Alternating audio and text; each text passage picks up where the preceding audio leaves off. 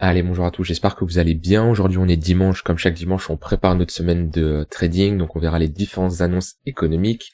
Ensuite on fera une analyse de BTC qui pousse pas mal aujourd'hui, certaines clôtures vont être importantes à surveiller. On parlera bien sûr d'Ether et un trade que j'ai toujours en cours et ensuite on fera une analyse de certaines altcoins, 3 que vous me demandez d'analyser.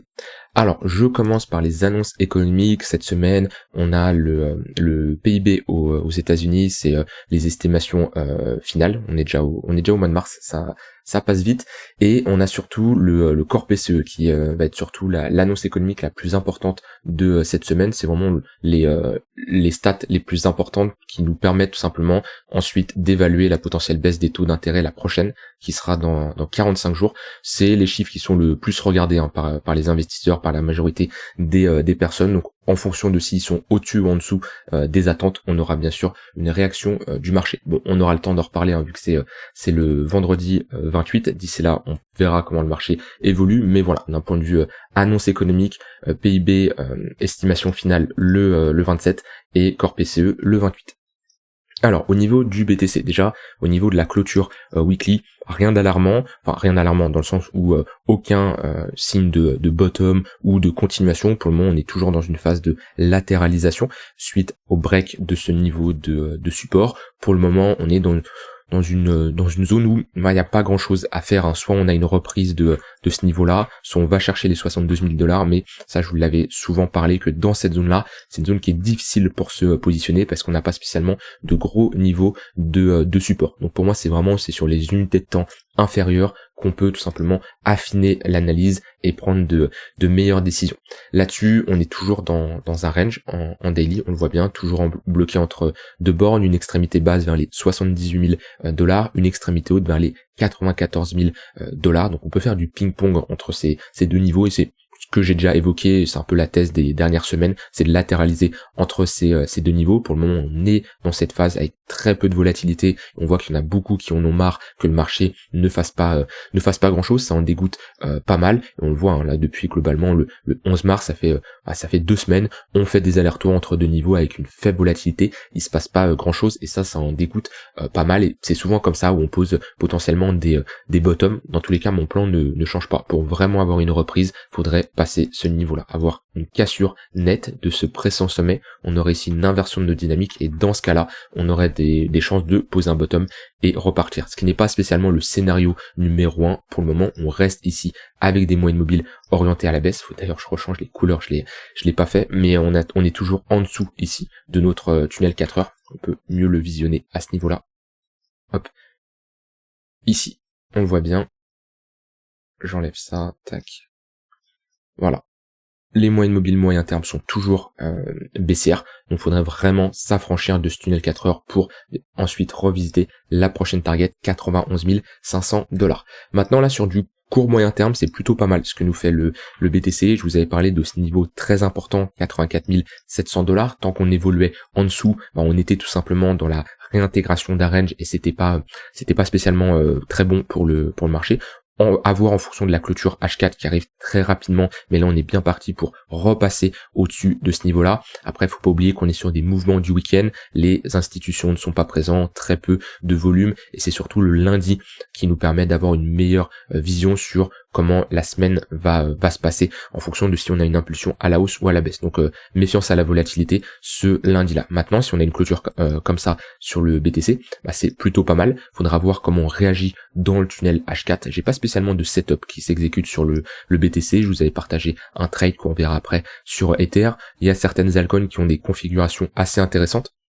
Mais sur le BTC, j'aime pas ici, où on n'est pas dans une zone idéale. De toute façon, c'est simple, On a ici dessiné les deux bornes d'un range, avec notre borne basse qui est à ce niveau-là, et notre borne haute qui est vers ce niveau-là. Dans un range, on cherche toujours à se positionner sur les extrémités. C'est-à-dire, globalement, on va plutôt chercher ici des longues sur le bas de range, et des shorts sur le haut de range, mais à partir du moment où on est au milieu du range, c'est là où en général, on a le plus de volume échangé. Je peux mettre un volume profile, voilà. On a le poke qui est globalement à 50% de retracement, donc le milieu de range, c'est un peu là où tout le monde se positionne, et en général c'est pas une bonne zone pour chercher à se positionner, et c'est pour ça que je ne trouve pas spécialement de setup moi de mon côté pour rentrer sur le BTC. Déjà la zone elle est pas idéale, et de 2, j'ai pas spécialement des risk reward intéressants et des configurations graphiques intéressantes également. Maintenant, à partir du moment où on repasse au-dessus de ce niveau-là, on est plutôt dans une configuration, ça on le voit bien avec les moyennes mobiles ici sur du court terme, on repasse au-dessus du tunnel 15 minutes, on repasse au-dessus du tunnel 1 heure, on a quand même une bonne impulsion vu qu'on sort d'un plus petit range, là c'est un peu notre range de ce week-end, hein, vendredi, samedi, dimanche, on sort par l'eau, tant qu'on se maintient au-dessus de ce niveau-là, 84 700 $, pour moi on peut continuer d'avoir une dynamique haussière. C'est-à-dire que là, si je ferais du scalping ou de l'intraday, je serais beaucoup plus dans une configuration où je chercherais des achats pour jouer la continuation de tendance avec une invalidation qui est claire. Il ne faut pas réintégrer en H4 ce niveau de polarité clé. Si on commence à réintégrer les 84 700, qu'on commence à clôturer sous cette impulsion, voire même celle-ci, si on cherche à être beaucoup plus agressif, on aurait ici un ravalement. Et dans ce cas-là, ça serait pas spécialement bon. Donc je maintiens que ce niveau des 84 700 est un niveau clé. C'est à peu près notre milieu de range, c'est le poke. C'est un niveau où on évolue au-dessus. La prochaine target, c'est d'aller chercher l'extrémité haute. On évolue en dessous. La prochaine target, c'est d'aller chercher l'extrémité basse. Voilà un peu le plan que j'ai en tête sur le BTC. Maintenant, comme je dis, je prends très peu de positions dessus. Je me concentre sur d'autres cryptos, notamment Ether, où j'ai un trade qui est en cours. Après, il n'y a pas grand-chose à dire de plus à ce niveau-là. Hier, la vidéo que j'ai faite, elle a fait réagir pas mal de monde, hein, où je parlais du pire scénario au cas où on avait une baisse beaucoup plus importante. C'est pas pour faire peur, c'est pas pour non plus faire paniquer tout le monde, mais c'est que vous soyez prêts. Et c'est toujours mon but, ça a été toujours de vous rendre autonome et de vous préparer au pire, comme également à la meilleure des situations. Comme ça, à partir du moment où on met tous les scénarios dedans de notre côté, on a un plan, on est préparé et on sait tout simplement comment réagir en fonction de ce que le marché nous propose.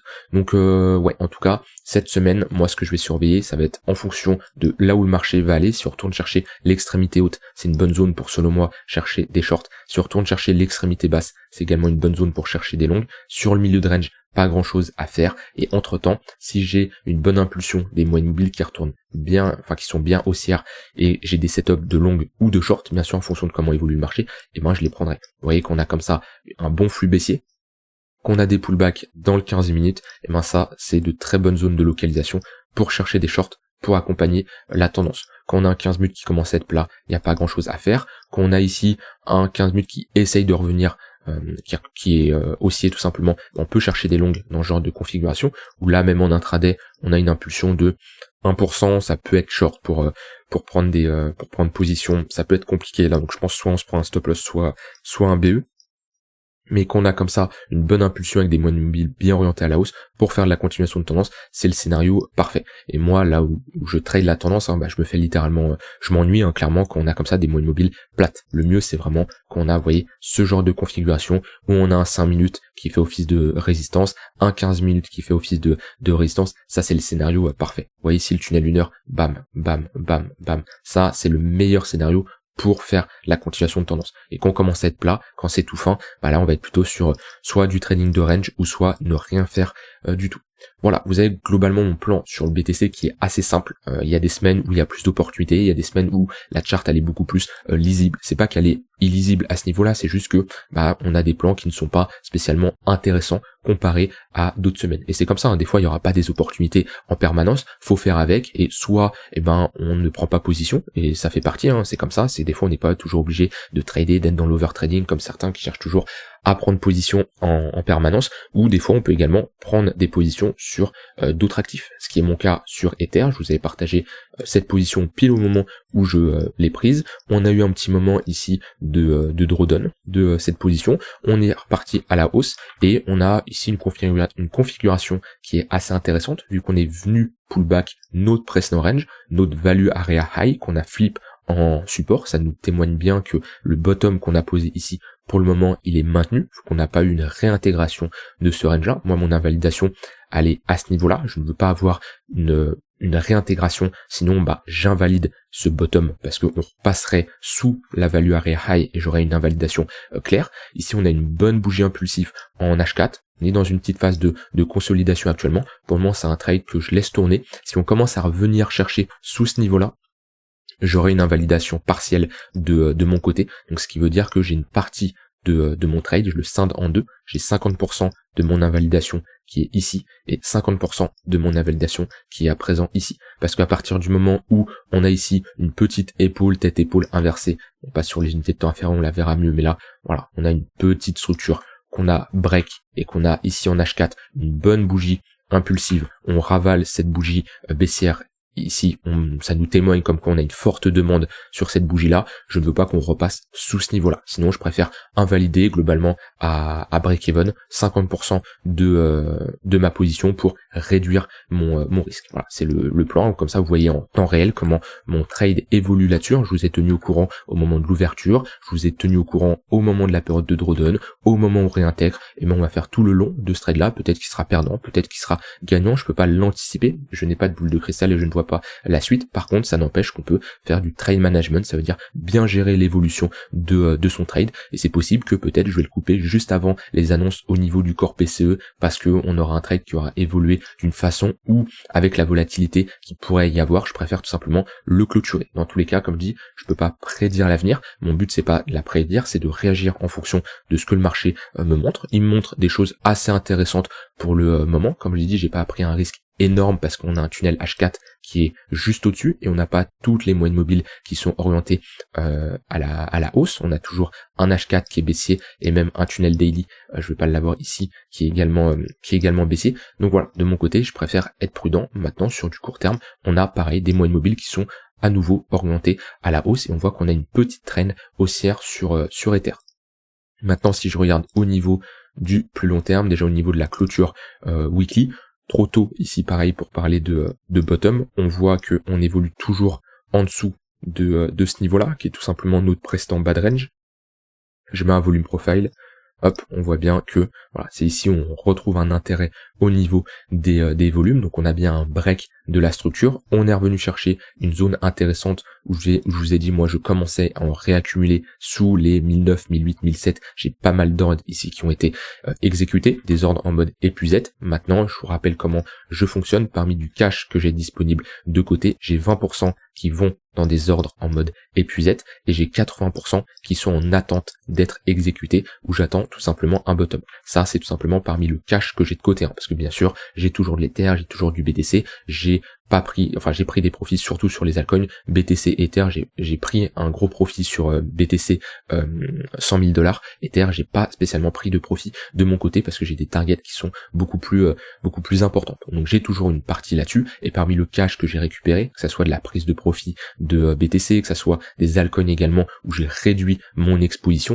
j'ai récupéré du cash et actuellement je cherche à re-rentrer en position, comme je vous l'ai dit, 20% en mode ordre épuisette et 80% si on pose un bottom. Pour le moment, c'est trop tôt pour parler de bottom sur Ether. Soit on a une forte bougie impulsive, on revient chercher ici la value à réalo et on a une réintégration de notre range. Dans ce cas-là, ok, on pourrait être ici sur un range, déviation, réintégration. La target, ça serait d'aller chercher l'extrémité opposée. Soit alors on a ici un bottom qui va se dérouler en plusieurs phases. Déjà, une première phase, on va avoir un range, une phase de latéralisation qui va durer quand même quelques semaines, comme on a eu à ce niveau-là, comme on a eu à ce niveau-là ou à ce niveau-là. Ensuite, on va voir un break par le haut et surtout un niveau qui va être maintenu. C'est-à-dire que si on pull back, on veut avoir un rejet, comme on a sur Ether, à ce niveau-là, sur du 4 heures. Mais ici, admettons que là, admettons qu'on soit en weekly, et ben voilà, on veut globalement, je vais mettre même en daily, voir quelque chose comme ça, mais sur une unité de temps beaucoup plus importante. Ici, on est en weekly. Pourquoi? Parce que on est ici sur une structure weekly. On a perdu le bad range d'une structure en weekly. Donc automatiquement, on veut la même chose sur la même unité de temps. On va pas chercher un bottom sur du 15 minutes ou sur du 30 minutes. Donc c'est ce que j'aimerais voir, moi de mon côté, sur Ether, pour commencer à utiliser ce cash-là, pour commencer à me positionner. Pour le moment, comme je l'ai dit, on a toujours des moyennes mobiles orientées à la baisse, on reste dans une dynamique qui est plutôt baissière. Voilà de mon côté sur la paire Ether. On peut reparler de ETH/BTC assez rapidement. On continue à creuser. Et c'est la même chose, tant qu'on a des moyennes mobiles ici orientées à la baisse, un tunnel 4 heures qui fait office de résistance depuis maintenant, je sais même pas combien de temps, mais ça fait des jours et des jours. On n'a aucun signe de bottom, théorie de dos, des sommets de plus en plus bas.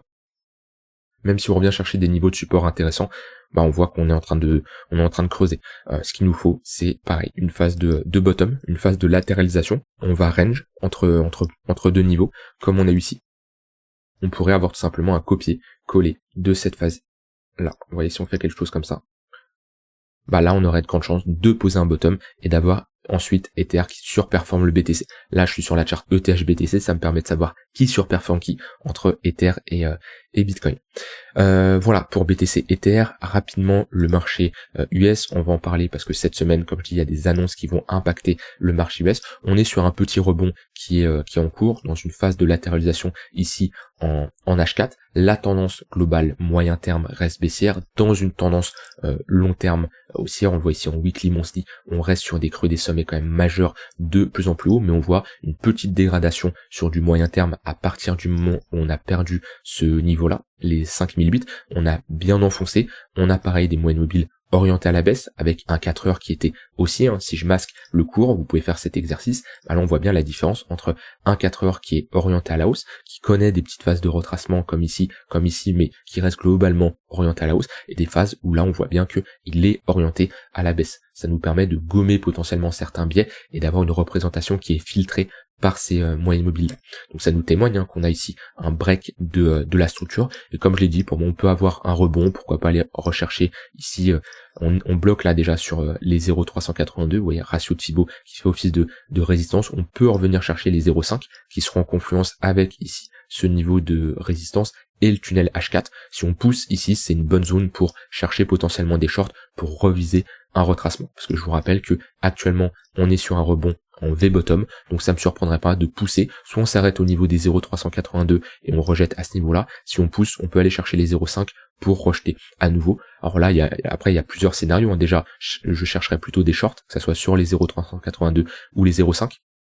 Et là, pour différents scénarios, dans tous les cas, un retracement, je m'attends de mon côté. Soit c'est pour poser un bottom et d'avoir cette pattern de retournement, soit c'est pour avoir un prolongement de la dynamique baissière. Ça, on peut pas l'anticiper à l'avance. Ce qu'il faudra voir, c'est qu'on reviendra chercher potentiellement ce niveau-là, voir comment le marché se comporte et comment le marché réagit. Ça, c'est fait pour le marché US. Vous m'avez demandé 3 altcoins à analyser. Je vais commencer par Cake. Alors, Cake en weekly, on est globalement dans une phase de latéralisation, dans un gros range qui a commencé maintenant mai 2022. Le range qui est très simple à dessiner. Pareil, si vous avez du mal, vous pouvez mettre ici un volume profile. On voit bien que voilà, la borne basse se situe entre les 1,1 et les 1,4 $, la borne haute entre les 3 et on peut aller étendre jusqu'au 5, ça dépend de si on prend uniquement le volume profile ou si on prend également les extrémités du range. Maintenant on voit que la value area qui représente 70% des volumes échangés se situe à ce niveau-là. Donc extrémité basse, on cherche des longues, extrémité haute, on cherche des shorts. On a une bonne impulsion ces derniers temps sur Cake. On voit bien que on a fait ici un x2 en seulement quelques jours. Donc ici, on n'est pas dans une bonne zone selon moi pour chercher des achats pour ceux qui trade ce range-là. C'est un peu, en fait, d'un point de vue risk reward, qu'est-ce que vous avez ici? À partir du moment où vous rentrez en position dans un range, le but c'est d'aller chercher l'extrémité opposée. Donc si vous rentrez ici, c'est pour avoir comme TP l'extrémité opposée, et en général le stop loss il est sous le range, sous la structure. Donc globalement, est-ce que là on a un risk reward qui est intéressant? En plus je l'ai mal mis, on est ici, ça nous donne un risk reward de 1,47 pour 1. Non, c'est pas intéressant. Je vous recommande toujours à minima d'avoir un risk reward de 2 points. Quand on est sur une extrémité basse comme ça, là oui, c'est intéressant. On peut chercher des achats avec même une prise de profit partiel au niveau du poke. C'est ce que je recommande. Quand on a comme ça un range, le milieu de range, c'est une bonne zone pour chercher la prise de profit parce qu'en général, c'est un niveau qui va faire office de résistance. Donc là, globalement, sur Cake, soit on revient chercher l'extrémité haute, on cherche des shorts et on allège les longues qu'on avait pris sur l'extrémité basse, soit on revient chercher l'extrémité basse et pareil, on peut chercher des longues.